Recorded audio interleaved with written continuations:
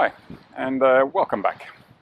In the last videos, we touched briefly on the ground potential equation, which is essentially an electron-proton relation.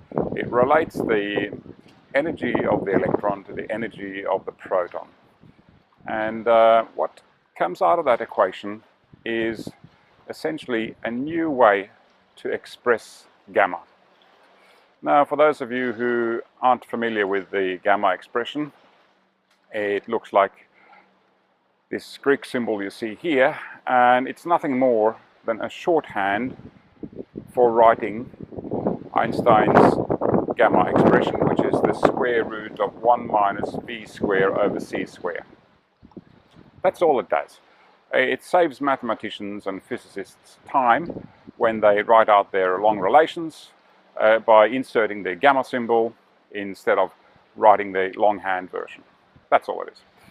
Now, there's also another abbreviation which is commonly used in general and special relativity, and that's the beta function. Beta is just a shorthand for the shorthand, which essentially expresses v over c. So all it is the ratio of velocity over speed. And what comes out of the ground potential electron-proton relation is that we now have an alternative way to express beta. We can express beta as v over phi, which is the difference in voltage over absolute potential. Let's backtrack a little bit and look at Einstein's v over c, or Einstein's beta. It's slightly incorrect to call it v over c, because c refers to an absolute velocity, whereas the v, the lowercase v, above the line in the equation, expresses relative velocity, not absolute velocity. So, in my opinion, the expression is slightly incorrect. The correct way to express beta should be delta v over c, because we are referring to relative velocity 99% of the time when we work with special and general relativity.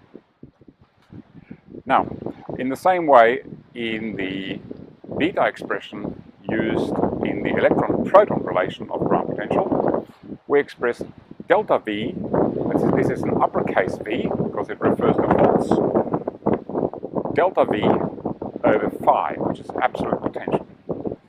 So now that we have these two separate and very different ways to express beta, we can solve for velocity. And it's simply a matter of saying that delta v over c is equal to delta uppercase v over phi, and solving for v. And out comes this beautiful, simple equation where velocity is equal to the speed of light multiplied by the ratio of voltage over absolute potential.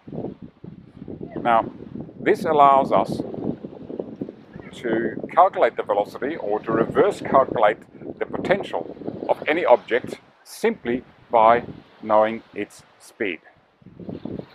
Now, does this turn physics upside down? No, it doesn't, because the one who got this one right a long time ago was Boltzmann. The Boltzmann constant is telling us that